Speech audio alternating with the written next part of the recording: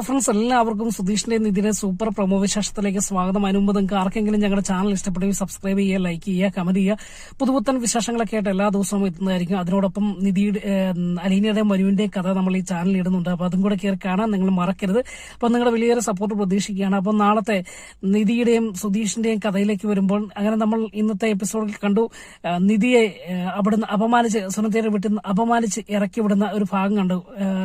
അതായത് നിധി സുഭാഷ് ചേട്ടന് വേണ്ടി പെണ്ണാലോചിച്ച് പോകുന്ന നിധി അവിടെ ഒറ്റപ്പെട്ടു പോവുകയും അങ്ങനെ കളിയാക്കി ഇറക്കി വിട്ട് അങ്ങനെ വളരെ നിരാശയോടുകൂടി വീട്ടിൽ വരുന്ന പക്ഷെങ്കിൽ വീട്ടുകാരോട് ഈ കാര്യങ്ങളൊന്നും പറയുന്നില്ലല്ലോ. ഇതിന് ശേഷമാണല്ലോ അമ്പലത്തിലൊക്കെ ക്ഷേത്രത്തിലൊക്കെ പോയി സുധീഷിന്റെ ആ കോമളത്തരം എന്ന് പറയാൻ പറ്റിയാല ദൈവങ്ങളെ നിധിയുടെ സ്നേഹം പിടിച്ചു വിറ്റാൻ വേണ്ടി ഭക്തി അഭിനയിക്കുകയും ഇതിനിടെ നമ്മൾ കണ്ടു. അതിനിടയ്ക്ക് കാണാൻ പോകുന്നത് മറ്റൊന്നാണ്. നമ്മുടെ സുനന്ദ അമ്പലത്തിൽ വരികയും സുനന്ദ നിധിയുമായിട്ട് സംസാരിക്കുകയൊക്കെ ചെയ്യുന്നുണ്ട് കേട്ടോ. അതിനിടയിൽ സുനന്ദയുടെ മോഹഭാവവും കണ്ണുനീരൊക്കെ നിധി കാണുന്നുണ്ട്. ഒന്നും ചെയ്യുവാൻ പറ്റാത്ത ഒരവസ്ഥയാണ്. തന്റെ അച്ഛനെയും അമ്മയും അവരുടെ വാക്ക് കേൾക്കാതെ സുഭാഷ് ചേട്ടന് വേണ്ടി ഇറങ്ങിത്തിരിക്കുവാനും പറ്റത്തില്ല. എന്നാൽ സുഭാഷ് ചേട്ടനെ വേണ്ടെന്ന് വെക്കാനും പറ്റത്തില്ലാത്ത ഒരു നിസ്സഹായാവസ്ഥയിൽ നിൽക്കുന്ന നമ്മുടെ സുനന്ദ ദൈവങ്ങളുടെ മുന്നിൽ പോയി പ്രാർത്ഥിച്ച് കണ്ണുനീരോട് നിൽക്കുകയാണ്. അപ്പം നികേഷിനോട് പറയുന്നുണ്ട്, എന്തായാലും സുനന്ദയ്ക്ക് വളരെ സങ്കടമുണ്ട്, എന്ത് ചെയ്യാനാ, നമുക്ക് എന്തായാലും ഇതിനൊരു പരിഹാരം ഉണ്ടാക്കണം, അല്ലെങ്കിൽ ശരിയാവില്ല എന്ന് പറയുകയും അപ്പൊ നികേഷ് പറയും, എന്ത് പരിഹാരമാണ് ചേച്ചി, എന്തായാലും സുഭാഷ് ചേട്ടനെ കൊണ്ട് അമ്മായി കെട്ടിക്കുകയല്ല, കാരണം അമ്മായിയുടെ കാലങ്ങളായിട്ടുള്ള ഞങ്ങളുടെ ശത്രുവാണ് എന്നൊക്കെ പറയുകയും എന്തായാലും നമുക്ക് ഒന്ന് ചോദിക്കുന്നതിന് കുഴപ്പമൊന്നുമില്ലല്ലോ എന്നൊക്കെ പറയാണ് കേട്ടോ. അതിനുശേഷം കാണുന്നത് വീട്ടിൽ ചെന്ന് നിധി എങ്ങനെയാ അതിനൊരു പരിഹാരം ഉണ്ടാക്കുന്നത് എന്നൊക്കെ ഇങ്ങനെ ചിന്തിച്ച് ഇരിക്കുകയാണ്. വെളിയിൽ വന്ന് ഇങ്ങനെ ഇരിക്കുമ്പം സുധീഷ് വരുന്നുണ്ട്. സുധീഷ് വന്നിരിക്കുക, എന്താണ് ഇങ്ങനെ ചിന്തിച്ചിരിക്കുന്നത് എന്ന് ചോദിക്കുമ്പോൾ ഞാൻ സുഭാഷ് ചേട്ടന്റെ കാര്യം ഓർക്കുകയാണ് എന്ന് പറയാം കേട്ടോ. അപ്പം സുഭാഷ് ചേട്ടന്റെ കാര്യം എന്തോർക്കാനാണ്? അപ്പം സുധീഷ് ഓർത്ത് വിവാഹം മുടങ്ങിയ കാര്യം പറയുവാനായിരിക്കും എന്ന്, ആ കാര്യത്തെക്കുറിച്ചായിരിക്കുമെന്നാണ് ഓർത്തത്. പക്ഷെ നിധിയുടെ മനസ്സിൽ മൊത്തം സുനന്ദയുടെ വീട്ടിൽ ചെല്ലുക, എങ്ങനെയാണോ ആചാരപ്രകാരം വീട്ടുകാർ ചെന്ന് പെണ്ണ് ചോദിക്കുന്ന അത് ചെയ്യണം. അതിനുവേണ്ടിയുള്ള അതൊരു വലിയൊരു കടമയാണ്. അത് ചെയ്തെടുക്കുവാൻ വേണ്ടി ശ്രമിക്കുക. അപ്പോൾ അങ്ങനെ നിധി തന്റെ അനിയന്മാരായ നികേഷിനോടും ഹരീഷിനോടും സുധീഷിനോടും ഒക്കെ പറയാണ്, ഇതുവരെ നിങ്ങൾ ആരെങ്കിലും സുഭാഷിന് വേണ്ടി പെണ്ണ് ചോദിച്ച് സുനന്ദയുടെ വീട്ടിൽ പോയിട്ടുണ്ടോ എന്ന് ചോദിക്കുക. അപ്പൊ പറയും, ഞങ്ങൾ അങ്ങനെയൊന്നും പോയിട്ടില്ല, അവര് സുനന്ദ ചേച്ചി എന്നും ഇവിടെ വരാറുണ്ട്, അല്ലാതെ ഞങ്ങൾക്ക് അങ്ങനെ സുഭാഷിന് വേണ്ടി പെണ്ണ് ചോദിച്ചിട്ടില്ല എന്ന് പറയാണ്. എന്നാൽ അങ്ങനെ നമ്മൾ ചോദിച്ചാൽ മാത്രമേ അവരുടെ മനസ്സിലേക്ക് നമുക്ക് അറിയാൻ പറ്റുള്ളൂ എന്ന് പറയാണ്. അപ്പം ഇവരെല്ലാം പറയുന്നുണ്ട്, അനിയന്മാരെല്ലാം പറയുകയാണ്, അതിനെക്കുറിച്ച് ചേട്ടത്തി ചിന്തിക്കണ്ട, കാരണം അവരുടെ സമ്മതത്തോടു കൂടി ഒരു കാരണവശാലും സുനന്ദനെ സുഭാഷേട്ടന് കെട്ടിച്ചു കൊടുക്കില്ല, അത് ഞങ്ങൾക്ക് ഉറപ്പായ കാര്യമാണ് എന്ന് പറയാണ്. അപ്പോൾ നിധി ചോദിക്കുന്നുണ്ട്, പക്ഷേങ്കിൽ നമുക്ക് ചോദിക്കേണ്ട കടമയില്ലേ, അത് നമ്മൾ ചോദിക്കണ്ടേ എന്ന് ചോദിക്കുകയാണ്.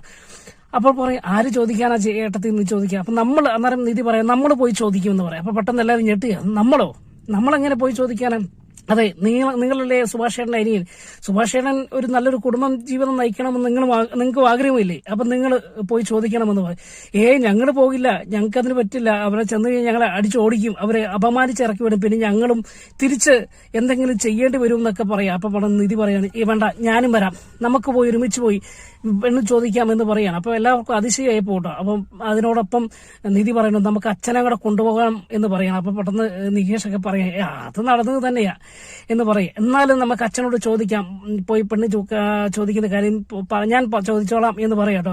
അങ്ങനെ പിറ്റേ ദിവസം നിധി ഭാസ്കറിന്റെ അടുക്കൽ ചെല്ലുകയും ഭാസ്കറിനോട് പറയാണ്, അച്ഛാ, സുഭാഷ് ചേട്ടന് വേണ്ടി പെണ്ണ് ചോദിക്കണം, പെണ്ണ് ചോദിക്കണം, മറ്റു വിവാഹം നടക്കില്ല, അതുകൊണ്ട് നമുക്ക് നിയമപരം അല്ലെങ്കിൽ ആചാരപ്രകാരം എങ്ങനെയാണോ ഒരു വീട്ടിൽ ചെന്ന് പെണ്ണ് ചോദിക്കുന്നത് അതുപോലെ പെണ്ണ് ചോദിക്കണം എന്ന് പറയാം. അപ്പൊ പെട്ടെന്ന് അങ്ങനെ ഇത് കേട്ടപ്പോൾ ഭാസ്കറിന് ദേഷ്യം ഉണ്ടാകുകയും ഭാസ്കരൻ ചോദിക്കുകയാണ്, നീ എന്താണ് പറയുന്നത്?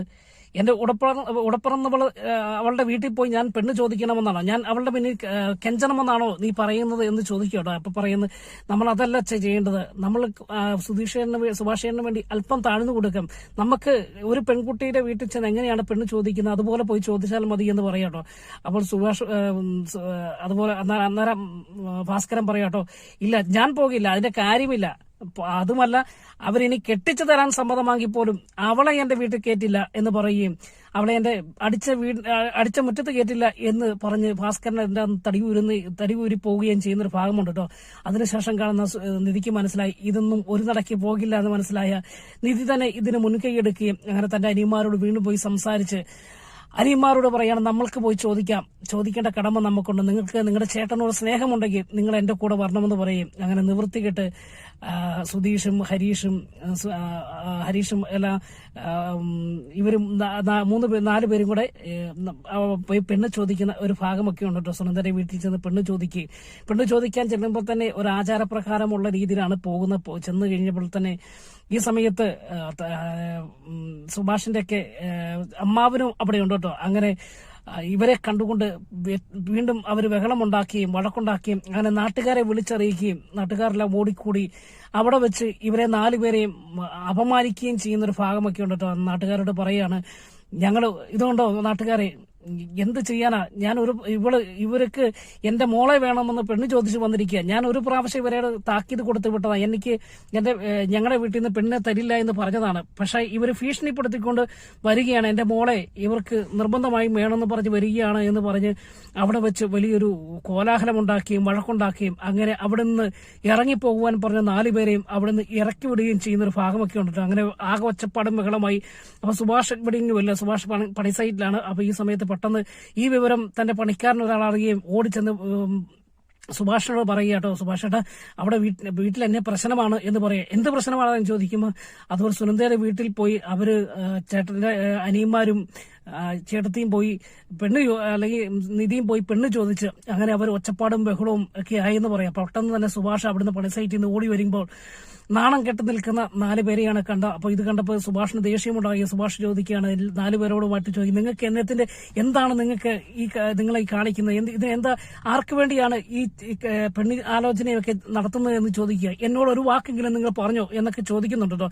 ഇതിനിടയിൽ സുഭാഷ് പെരക്കകത്തേക്ക് വരുമ്പോഴൊക്കെ ഇവർ 4 പേരും പമ്മിക്കളിക്കുന്ന ചില രംഗങ്ങളൊക്കെ കാണാം. സുഭാഷ് അറിയാതെ ഈ പെണ്ണി ആലോചിക്കാൻ വേണ്ടി പ്ലാൻ ചെയ്യുകയും പോകുവാൻ തയ്യാറെടുപ്പൊക്കെ നടത്തുമ്പോൾ സുഭാഷിന് എന്തോ മനസ്സിലായി, ഇവരെന്തോ കള്ളക്കളി തന്നോട് പറയാത്ത എന്തോ രഹസ്യമായിട്ടാണ് ഇവർ നടക്കുന്നതെന്നൊക്കെ സുഭാഷിന് മനസ്സിലായിരുന്നു. പക്ഷെ ഇതാണ് എന്ന് ഒടുവിലാണ് മനസ്സിലാകുന്നത്. സുഭാഷ് എല്ലാവരെയും വഴക്ക് പറയുകയും എന്റെ കാര്യത്തിൽ ആരും ഇടപെടണ്ട, അങ്ങനെ ഒരു ഞാൻ നിങ്ങളോട് ആരോടെങ്കിലും പറഞ്ഞോ എനിക്ക് വേണ്ടി പെണ്ണ് ആലോചിക്കാൻ പോകാൻ, എനിക്ക് സുനന്ദനെ വേണമെന്ന് ഞാൻ ആരോടെങ്കിലും പറഞ്ഞിരുന്നോ എന്ന് ചോദിക്കുക. അങ്ങനെ 4 പേരെയും വഴക്ക് പറയുന്ന സമയത്ത് നിധി സോറി പറയാട്ടോ, സുഭാഷേട്ടനോ സോറി പറ, സുഭാഷേട്ടൻ ഞാനാണ് ഇവരെ കൊണ്ടുപോയത് എന്ന് പറയാട്ടോ.